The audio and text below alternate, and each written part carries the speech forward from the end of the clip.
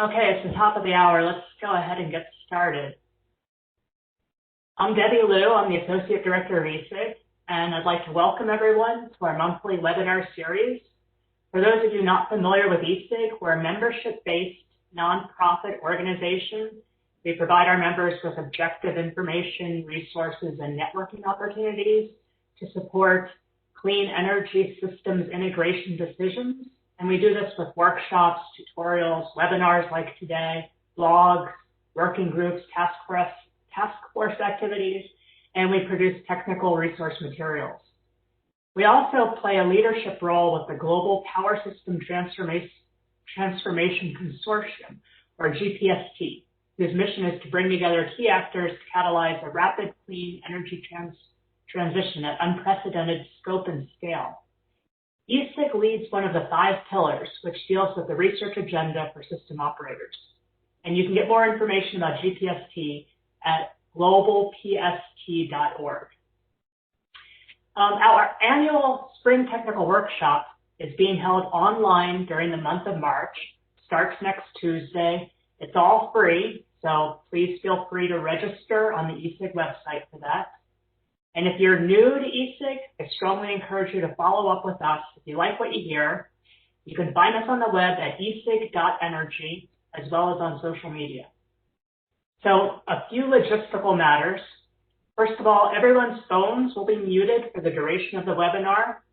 And for Q&A, you will not be able to ask questions through the chat feature on WebEx. You need to go to slido.com and enter in ESIG24 as the event code. So you can see the bottom here. There will be a thumbs up button so you can cast votes to prioritize questions. And we'll save 10 to 15 minutes at the end for questions and wrap it up at the top of the hour. An email with a link will be provided to you once the video file has been posted. This is all being recorded. And we also plan to provide short responses to unanswered questions after the webinar. So please go ahead and ask your questions on Slido. So as you may know, we've had a huge focus on transmission lately. We had the transmission special sessions last November, December. It culminated in the Transmission for 100% Clean Energy report that was presented in yesterday's webinar. And this month, we've been holding a 3-part webinar series dealing with the 3 P's of transmission. So planning, permitting, and paying. Rob Gramlich spoke about planning, Brett Sumner spoke about permitting, and today we're really pleased to have the esteemed Steve Goff speaking on cost allocation, the paying piece. So Steve's well known in the utility industry and beyond. He's currently the Senior Vice President of Markets and Infrastructure of the Advanced Power Alliance. He's had a long, illustrious career, including former Speaker of the House in Missouri, former Chair of the Missouri Public Service Commission, founding Director, past President of the Organization of MISO States, founding Director of the SPP Regional State Committee. He played a key role in the Eastern Interconnection Planning Collaborative.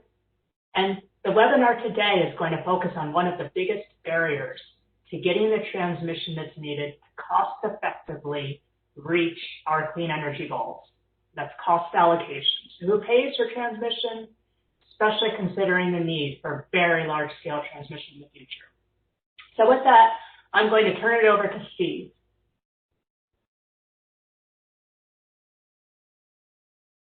Well, very good. Thank you, Debbie, and thanks everybody for joining today. I really appreciate the attention to what is one of the most challenging topics I think that we have to deal with when it comes to transmission. I cut my teeth on this issue now a long time ago, back in the early 2000s, when I was on the Missouri Public Service Commission, and a guy named Dr. Mike Proctor, who worked for the commission at the time and was instrumental in a whole lot of discussions, both in the Midwest and dealing with transmission, in particular cost allocation. And that was part of my journey into this topic, because we would make long drives over to Carmel, Indiana, as for MISO meetings Mike and I would ride together, and nearly the entire trip, he would try to educate me on what cost allocation methodologies were. I'm not sure I listened as well as I should have, but now all these years later, I can say that was time well spent, because what has happened over the course of that time has been a highlighting of how important cost allocation is to the success of integration of renewables, to the reliability that all of us know is very important, and ultimately to the bottom line costs of consumers. So we care about cost allocation because of its interrelationship with actually building transmission. You can't build transmission without somebody paying for it. You can plan all you want to, but those plans are not going to matter if you can't find somebody to pay. Now, today, as we all know, we're in the middle of this revolution of what it means to generate electricity in this country, and a whole lot of that is dependent upon access to generation that is can be most effectively, cost effectively advantaged if you can access it in the places where the wind and solar resources are the best. And that understanding of what we need to do to address that is part and parcel of integrating large-scale renewables in this country. You can see, and everybody kind of already knows this, that the growth is anticipated to continue on the renewable front. Wind has been at a significant growth. That's something that's been very obvious in MISO and SPP. But solar, I think, is poised, and EIA is saying the same thing, for tremendous growth in the coming years. You couple that with the fact that we've got a lot of retirements that have been occurring and that are going to continue to occur, and the use of the transmission system and the needs for transmission are only going to increase. So we all know, I think, how difficult it is to address cost allocation. It's not something that people will readily agree on, and it's frequently governed by the self-interest of everybody that's dealing with who pays. So I think from my standpoint, and this is overly simplified here, but the particular kinds of columns of cost allocation for me are these three. Participant funding, which I view, and this is not always the way this is defined, but I view that as who will voluntarily contribute to build transmission. And so I label that participant funding. Secondly, cost causation. This is another one where my definition may be somewhat different than others. I view cost causation in this context as being where somebody has caused a particular upgrade or set of upgrades to be needed because you cannot, in a particular example, interconnect without those upgrades reliably. You also have that occurring in some cases when you have transmission service. And then the beneficiaries pay model, which is generally about who's going to benefit from upgrades, or I think an even better way of looking at it is who will benefit from the system.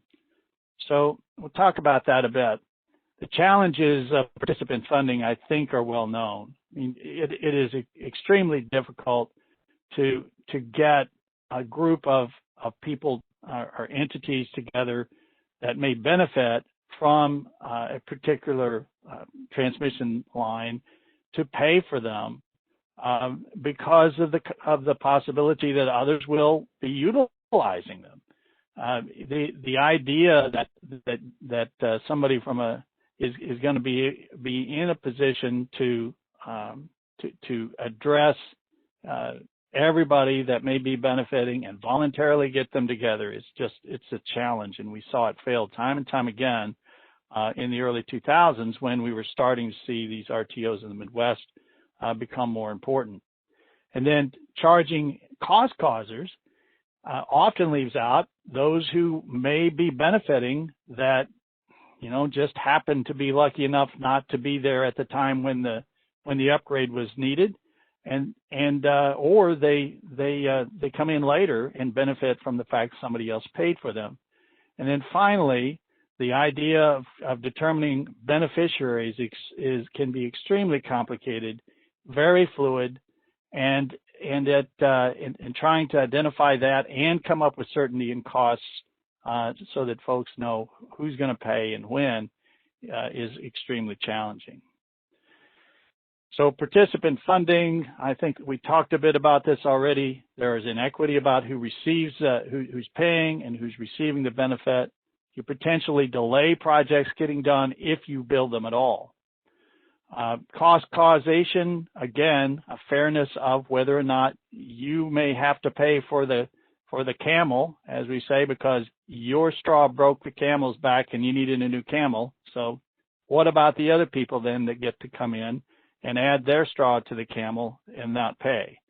There's ultimately a fairness issue. You also have the fact that there are other benefits normally associated in this element, which is, to me, normally tied to a least cost. What is the lowest upgrade that I can reliably utilize to solve my problem? That's frequently tied to these cost causation kinds of equations, which normally I would consider to be in GI, maybe transmission service, potentially some of the reliability upgrades that come around that are more locally designed. And then predicting the future on beneficiaries really is a challenging task, as we all know. So let's talk a bit about the beneficiary pays construct for a minute, because normally we see these in the context of economic upgrades, but they also can apply in other arenas, such as the MISO MVPs, the SPP Highway Byway, which utilizes and looks across all of the different kinds of upgrades that you might normally see from economic to reliability to policy. And if you're trying to look at what kinds of ways there might be for beneficiary pays constructs, you run this gamut from cost certainty with really less accuracy in tracking potential benefits. And in there, I would say you've got either this one-time calculation of benefits, which, as we know, could change over time, but gives you cost certainty, or what I would deem sort of proxies for beneficiaries pays, which is similar to what I think you have with SPP's Highway Byway approach, or the regional funding from MVPs, or the CREZ postage stamp construct that was set. And then if you go to something that maybe has more of a tracking of what those beneficiaries are, you get cost fluidity, which means that you're likely to see a lot of uncertainty regarding how that cost is going to impact all of the beneficiaries going forward, which has a disadvantage for a lot of entities that may be relying on commission approval of some of those costs as they flow through, and their impact on rate payers that they have. It also can impact entities when they lose certainty if they're not a regulated entity as well. So, how do you determine benefits? I think we all know that's generally utilizing adjusted production cost analysis. There are other benefits that can be counted to try to determine what they are. You could do them again on a one-time basis, or you could do them in intervals. There are other mechanisms that have been deployed that track are more on track of usage of the system, things like megawatt mile, a DFAX system, which is used in PJM, which I'm not as familiar with. And then again, the sort of rough justice construct that you have in SPP and MISO and CREZ with MISO with the MVP projects, Highway, Byway, and SPP. So when they were looking at, and I'll just tell you, back in the 2000s, you know, these issues about what you could do on assigning costs were rather front and center. And one of the major discussions was, well, what are the limitations with what you can do in a beneficiaries pay kind of model? There were legal barriers that started to become clearer. So simpler concepts where you made an estimate, such as with what became Highway, Byway, were not clear at that point. How far could you go in saying we're going to just have this simple approach to sharing costs that do not try to track benefits on an upgrade by upgrade basis? All of those things in regard to that were unclear. Cost assignments were complicated, and you had a lot of stakeholder concern about how do we know what this is going to result in for us to pay going forward. We need certainty, but we also don't want to pay for things that we don't think we're benefiting from.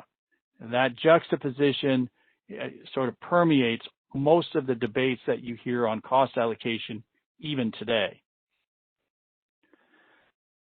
So one of the things that I think of when I think of cost allocation is, what is it that you are paying for? And what that normally translates into for most people when they first hear it is, oh, well, I'm talking about a particular set of upgrades or a particular upgrade.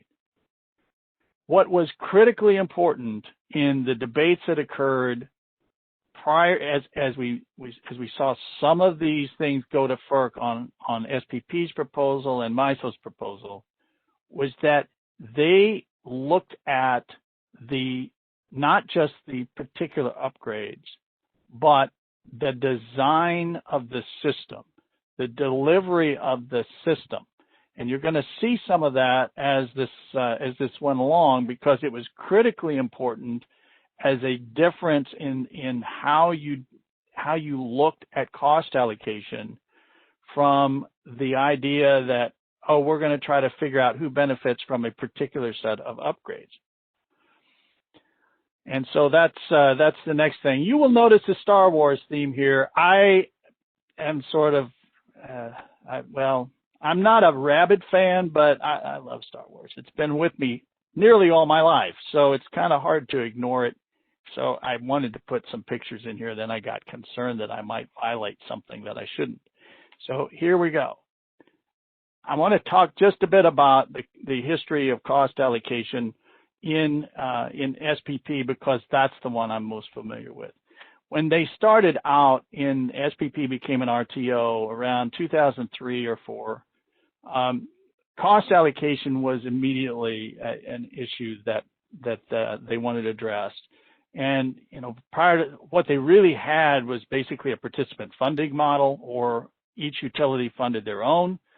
The state commissioners were very involved in this initially and addressed reliability upgrades up front. That was the first time that was done. They got into a cost sharing of a portion of those upgrades. That was the first thing that was adopted. The next thing they tried to tackle was, how do we deal with upgrades that are economic in nature? And the proposal that was adopted and accepted by FERC was one that said, we're going to try to balance a portfolio of projects, and then we're going to regionally fund them. But if anybody in a particular zone is getting less benefit than they are assigned costs, then we'll have some sort of a transfer mechanism in there. They tried it one time. It proved incredibly challenging to get done, because of the fact that when you try to balance a set of projects, you can frequently get out of line, which resulted in a potential for a lot of transfers in the balanced portfolio construct. And that, while it's still in the tariff, wasn't adopted again. There was a particular provision on a wind rule I'm going to ignore for this purpose unless somebody wants to go back with it. But ultimately, they tried with a group to look at this construct that still remains today in highway byway. So they had some legal barriers, and this is one of the big ones here. And I'm not going to read all this for you, but this is the Illinois Commerce case that really defined what you had to prove in order to have a cost-sharing mechanism in calculating benefits, and they adopted this roughly commensurate standard. They said that you didn't have to come to the nearest penny on who was benefiting, and you could use what some people had anointed at the time as rough justice to get a cost sharing scheme. But they also said, I went one slide too far, just a second.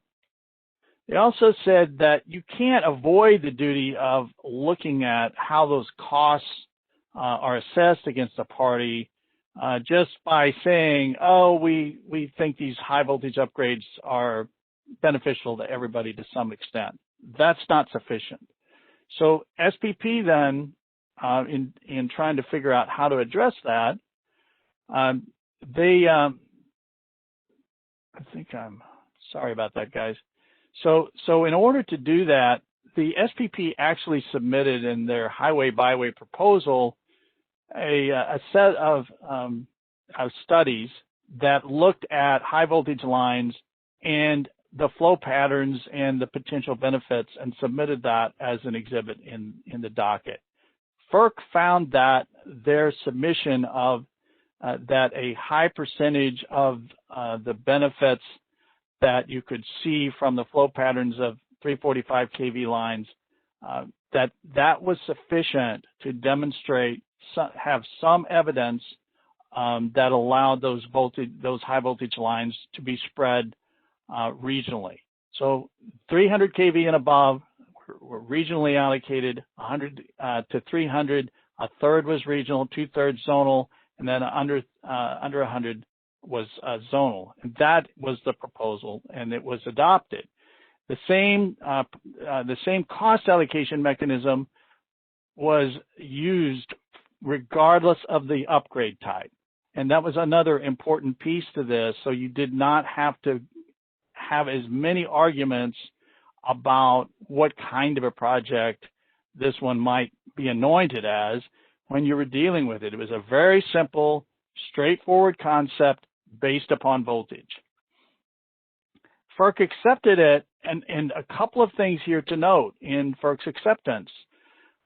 They found a strong need for expansion of the system because SPP was moving to its market, is moving eventually to a day-ahead market that they'd already contemplated, and they needed transmission in order to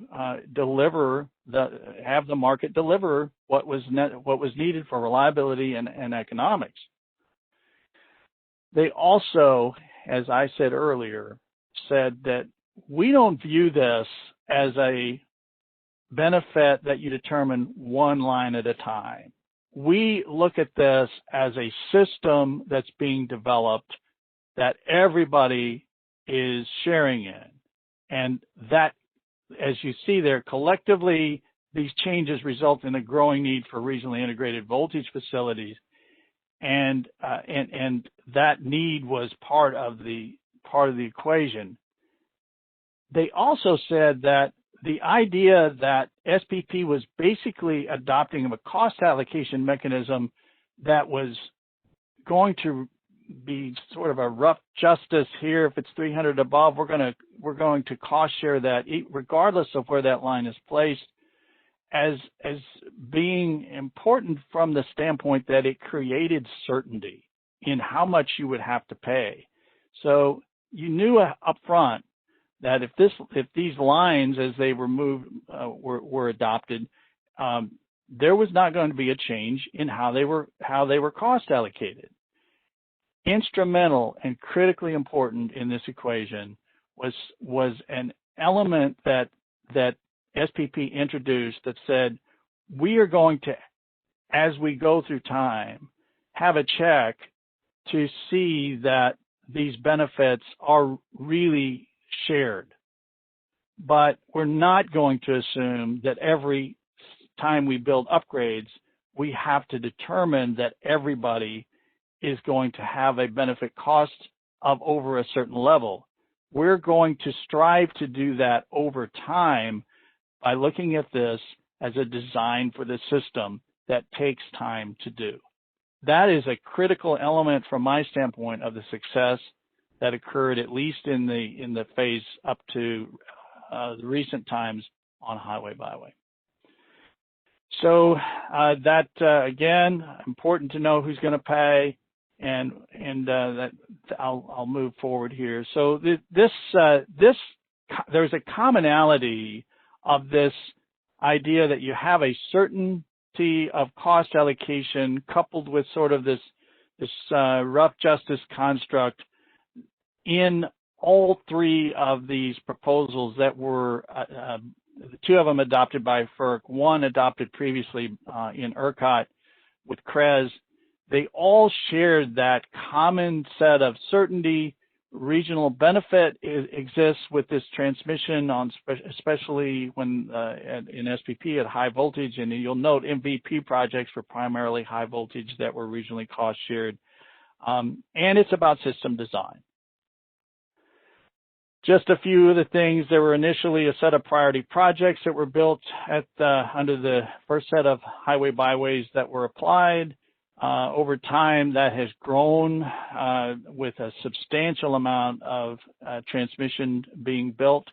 That could not, the amount of renewables that have been developed in SPP could not have occurred without that build out. And the benefits, according to one set of these projects that have been built that were analyzed 2 or 3 years ago, they were about 3.5 benefit to cost. Again, same thing occurred in CREZ and with the multi-value projects. And if you can see some of the proposed projects, and a lot of those move forward. The wind levels today and the growth there highly dependent upon the fact that transmission got built. SPP is now over 27 gigawatts. When we first started this out, there were debates about whether or not we should model 6 to 10 gigawatts. It's the growth within the last 12 years is just incredible. SPP last year, the #1 fuel source over the course of the year was wind. The first RTO to do that.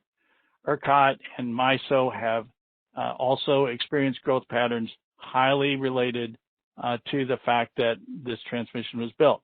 That's not the only benefit. This was not built to facilitate renewables. It was primarily built from an economic standpoint and from a benefit to cost ratio standpoint. But it allowed a lot of growth and helped facilitate some of the changes that are going on today. Again, you can see the growth here, and I won't spend much time on this, but growth patterns on renewables are expected to continue.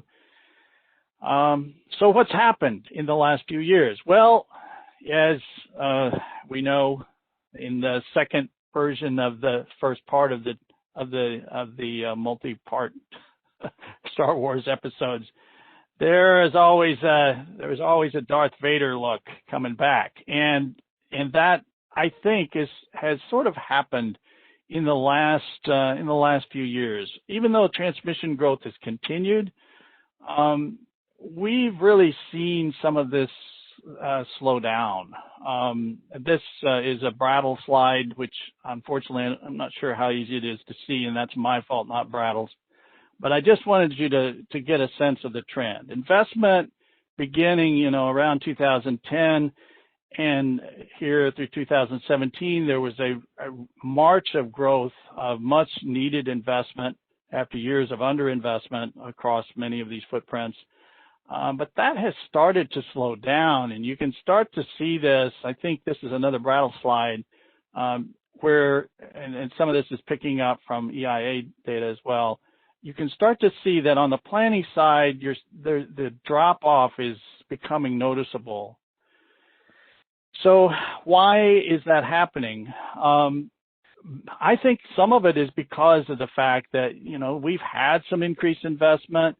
There are higher transmission costs that are flowing through states. They see those transmission costs on the bills in their rate cases.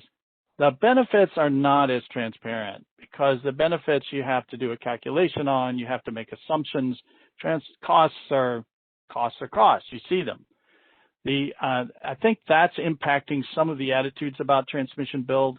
Again, one of the things that I think has been very obvious to me is that, and this is an SPP equation, that this transmission build, by the fact that you've got congestion in one area, that if you address it, the congestion tends to move.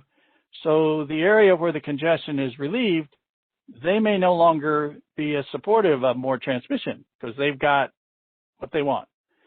But now somebody else needs it. Well, the whole of this depends upon this design approach, not an upgrade by upgrade approach. Politically, that may not be the equation that you're dealing with in the stakeholder process. There's also this somewhat of a mismatch, I think, because of the fact that the transmission system in the past, before you had RTO activity, was heavily dependent upon reliability, heavily dependent upon how you looked at meeting those reliability pieces. The marketplace changed that.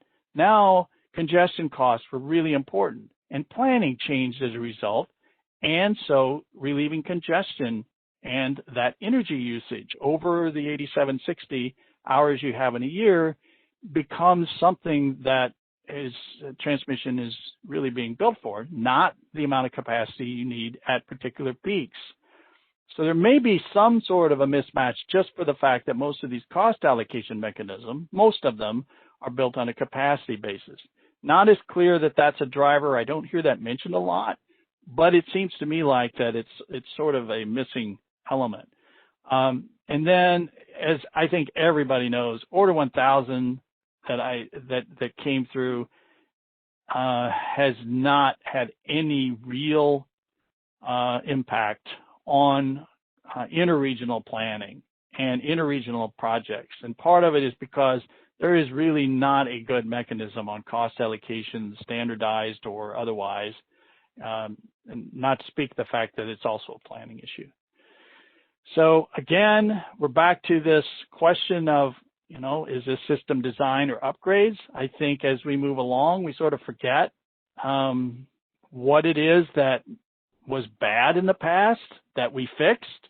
And as we move farther away from that, those old ways seem to come back. Oh, maybe we should be trying to track these upgrades to make sure of who's benefiting. That sells really well among some audiences. It's attractive to think about that on an upgrade by upgrade basis.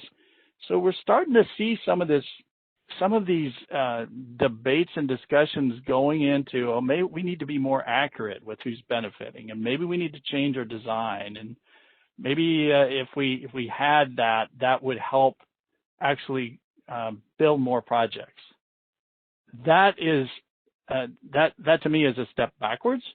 But I hear that as we're going through some of these debates around, and also, you get this idea that if you start getting this upgrade by upgrade approach, you also get this subregion by subregion approach where this is not for me, this is helping them, and so the idea that we're all paying for this impacts the planning piece as well. So it always is a two-edged sword. and it's highly dependent upon, I just threw this in here for you because if, when you start out on the design, it's like, okay, I know you're going to get yours now. I'm going to get mine later. I got your back. You got mine. And it sometimes turns into, okay, I got mine now and I got your back too, but it's a little different than what was initially intended. So now here's where we are. And I think that we are, what I am concerned about and what I think we all should be is that we're seeing this slowdown in transmission planning projects, and it is a big problem when we're talking about the changes that the system is undergoing and will continue to undergo. When you need more transmission, the generation queues are huge, and I'm again focusing on MISO and SPP, but both of them have very large interconnection queues, and some of the interconnection costs that are coming out of those queues are just not commercially viable, and so they collapse. There are areas in SPP where 765 lines are coming out of of some of the zones from the lowest cost upgrades needed in order to solve that particular generation interconnection study zone. We have the similar thing that maybe not 765 lines, but huge costs that are coming out of some of the other areas. MISO West has experienced some of that, and some of that's affected system studies. So a lot of this is really relevant to whether or not we are going to be able to see projects that many businesses want, we need in order to get to some of the clean energy goals that I think we are going to continue to see and probably enhance, and the need for interregional transmission. All of those things are playing into the need to have a mechanism for these costs to be to be a given when you're trying to solve the problem. So I want to talk a bit about something that I don't think has been addressed, that we're starting to see some conversation about. I think this is one of the areas that helps us in addressing some of the issues we're seeing across the problems with generation interconnection and planning and other areas where we really have not worked on this issue in the past. So again, we're back to who's going to pay, and what we know is what frequently happens on generation interconnection and sometimes on transmission service or other things is who is going to pay, who's going to get the short straw, and everybody is trying to avoid being the one that trips that line that causes the hammer to fall. And it's partially because of the fact that we have different mechanisms for dealing with costs across GI, transmission service, and regional planning, and we don't optimize them. So you've got all these silos, and if you put all of your emphasis on, hey, let's hold back on planning because GI will take care of it, something's going to give. And that's kind of what we got now, is that generation queues are collapsing because of the fact that we're not finding a way either to share costs across these different silos that we have, or try to figure out a way to make them work in an optimized fashion.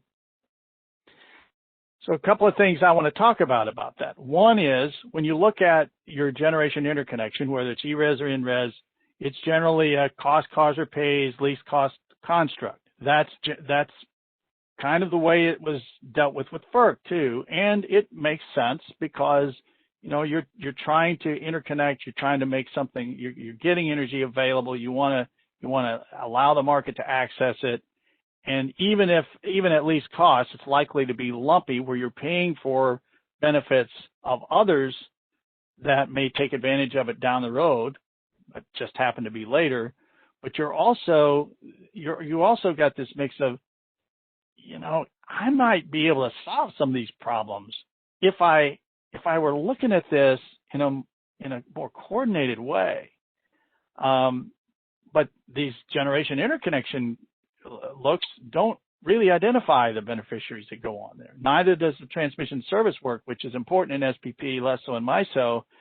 Again, you're not looking at designs either that might be more optimal. Same thing with transmission service I just mentioned. So let's talk about this a minute. So if you have a generation interconnection and there are upgrades that are least cost solutions, is that necessarily, if you were looking at it in the planning process, would that be the upgrade that you would build? Or would you build a different one that maybe has some broader benefits that benefit load from an economic standpoint?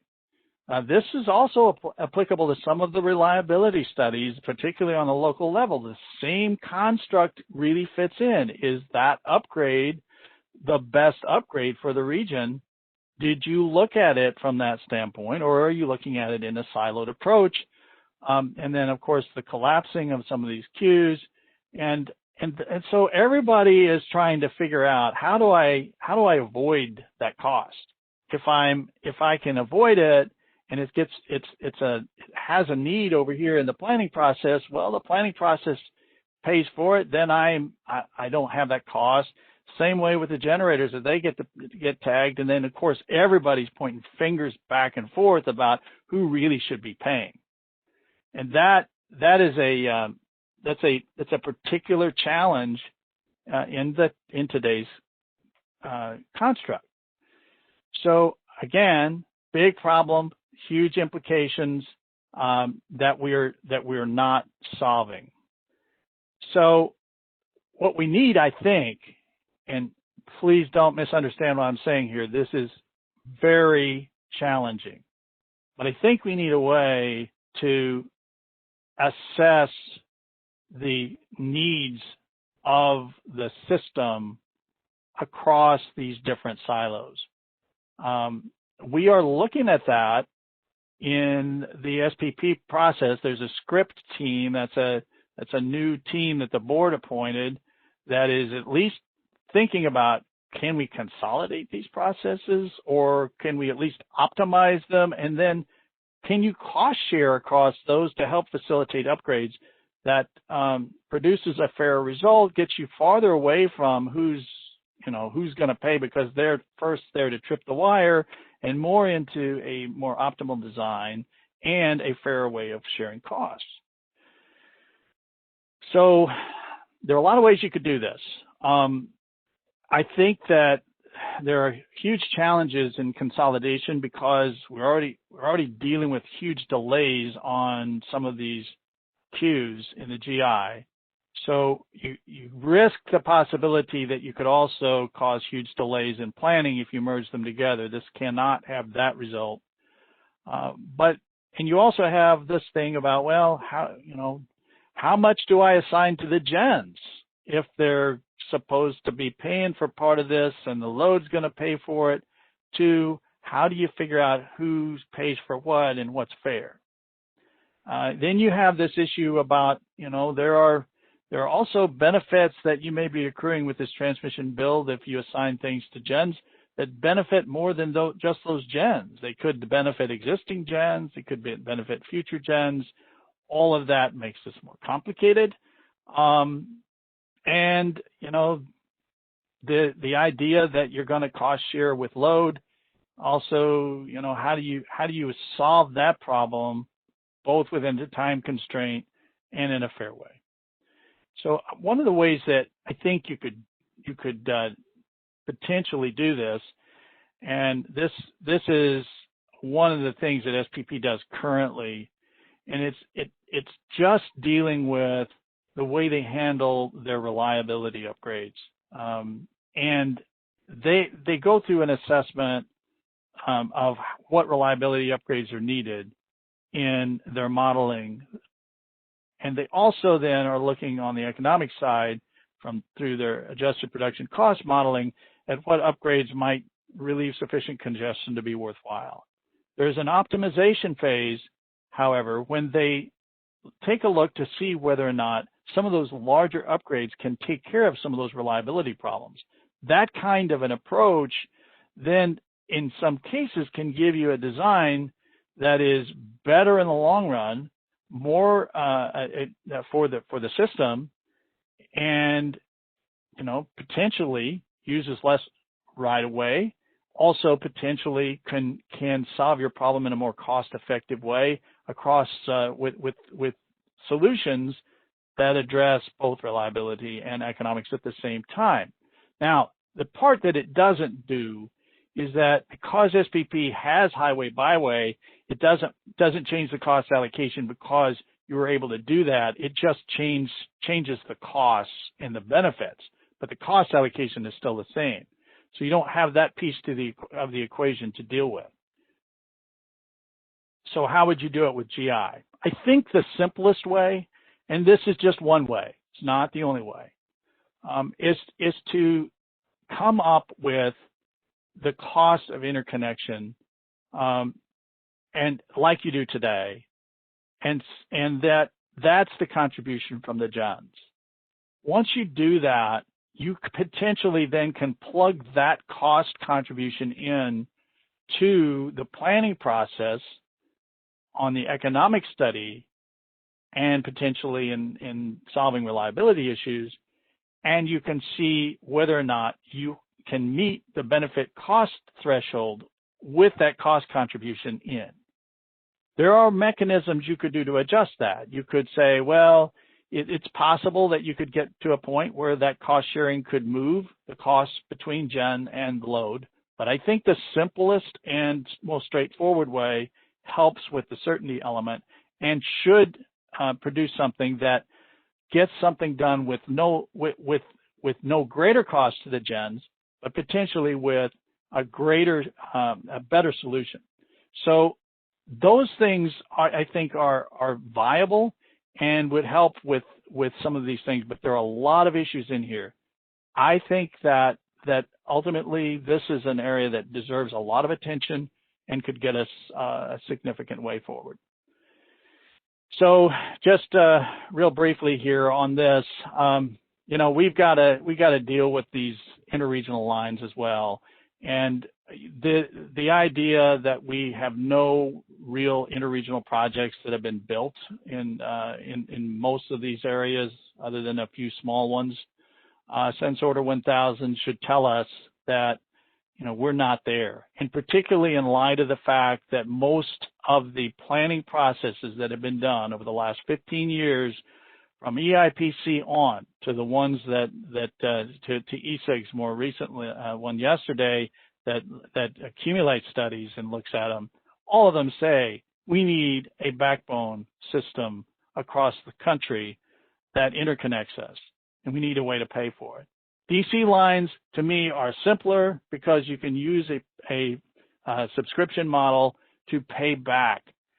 You've got an entry, you've got an exit. You can deal with it from a more straightforward standpoint. I think with AC lines, it's more complex, and we have got to have a mechanism that hopefully can be a policy that everybody can rely on cost allocation.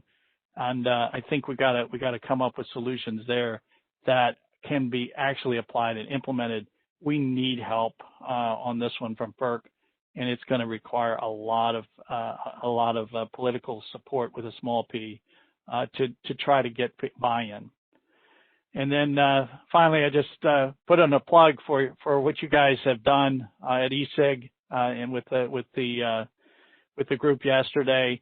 It's a terrific work, but it highlights the need to deal with cost allocation moving forward. And Debbie, I think I'll turn it back over to you. And if anyone doesn't recognize the slogan on the last slide, you're not keeping up with your Star Wars.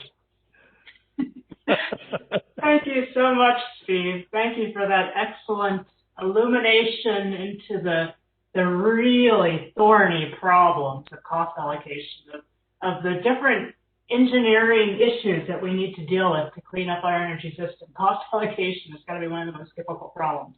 So thank you for that. We have a lot of questions, and I guess there's a bunch that actually have to do with macrogrids. So since you ended on that note, let's start there. So Dan Greenberg asks, he asks, how does the federal government determine cost allocation for the interstate highway system, and should we use that or a different approach for the macrogrid? And I'll just combine that with Mahesh's question, which is about can we use the highway byway type approach for our national macrogrid? What are your thoughts on cost allocation for a macrogrid?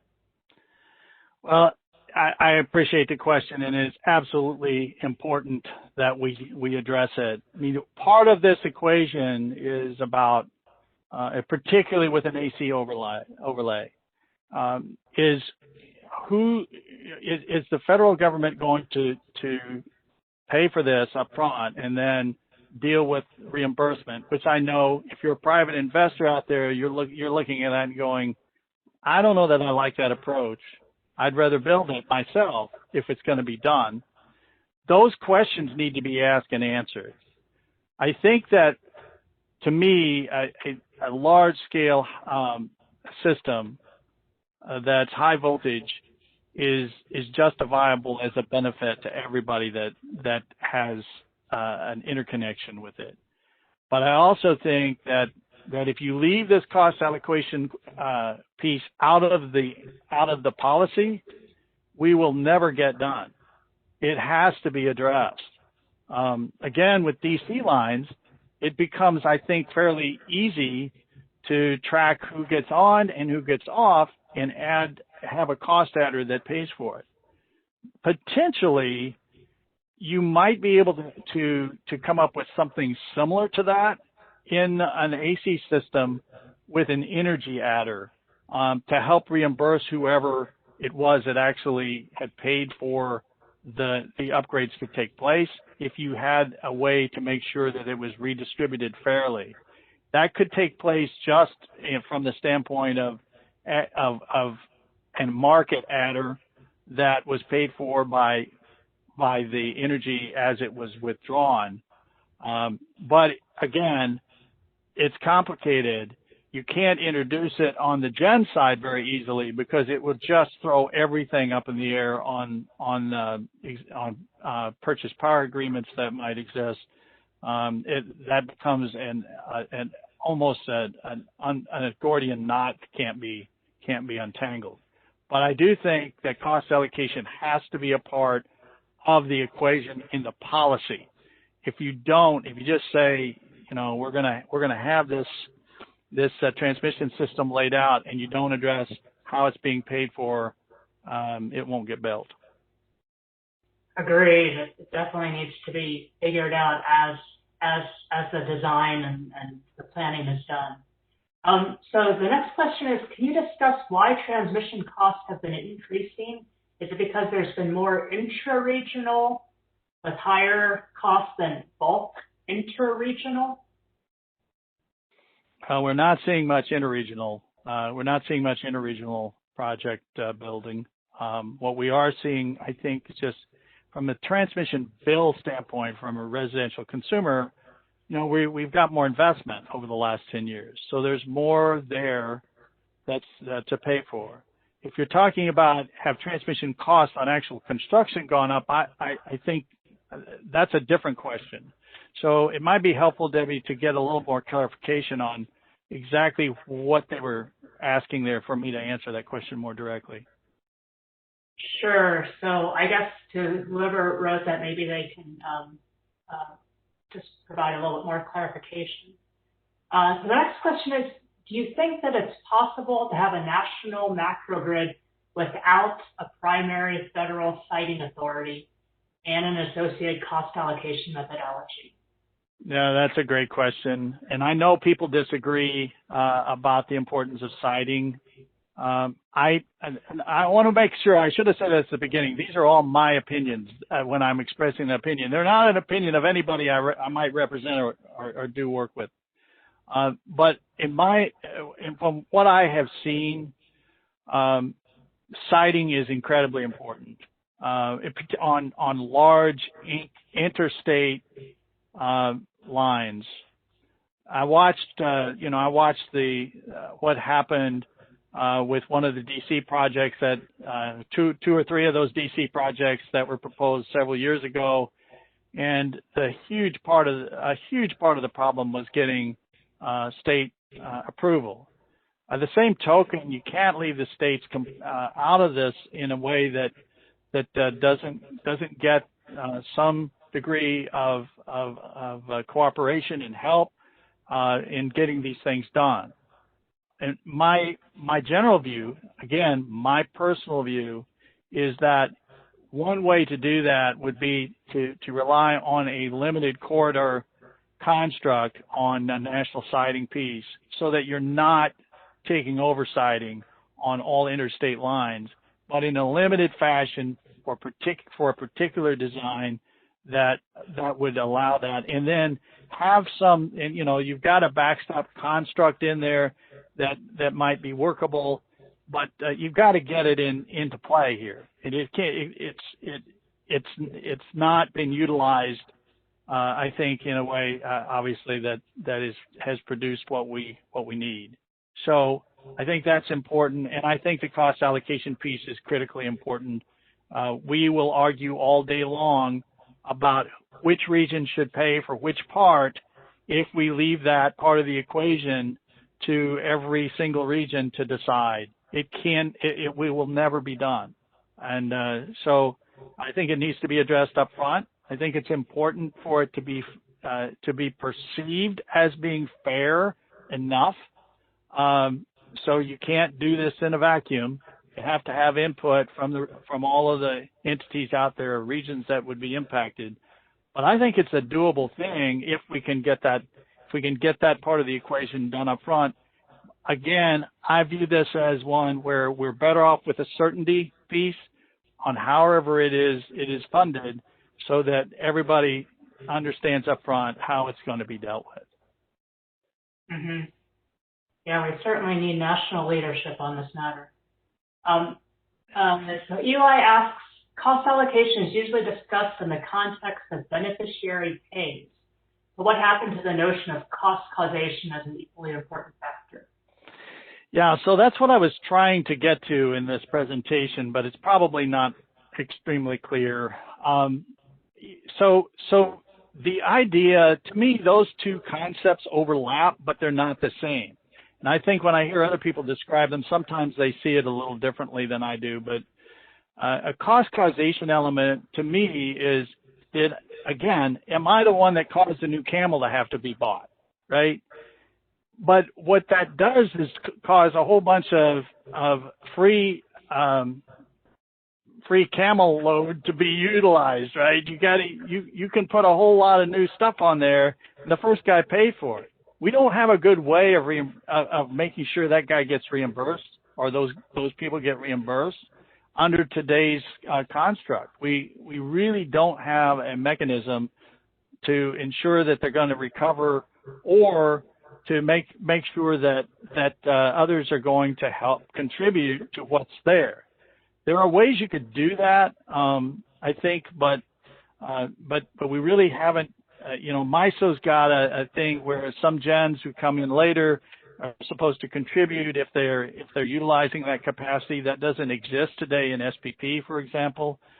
But when you cross over and you start looking at cost sharing across GI and planning and other things, I think there you're going to get into something where maybe it's not as critical about who tripped the wire as it is assessing the benefits, and everybody is seeing a benefit. Who is going to cause it to the hammer to fall is less relevant, because you get that assessment in a way that everybody knows what they're going to pay, and there's a cost sharing to make it happen. Now, I'll give you an example of one of the things where that could really help.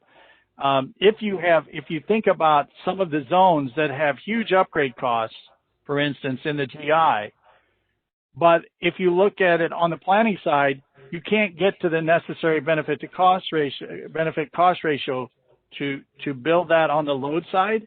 It is possible that if you look at the contribution from generators at in a proxy level and add that to defer some of the costs, some of those solutions would occur that today we are not trying, we don't have a mechanism to fix because we don't look at those together. Excellent. Thanks, Steve. We're at the top of the hour, so we're going to need to wrap this up. As I mentioned earlier, we're going to send out an email with the video file once it's been posted, and we'll answer the questions that we didn't get to. I realize there's a lot more, and I'm sorry about that. We appreciate everyone's engagement.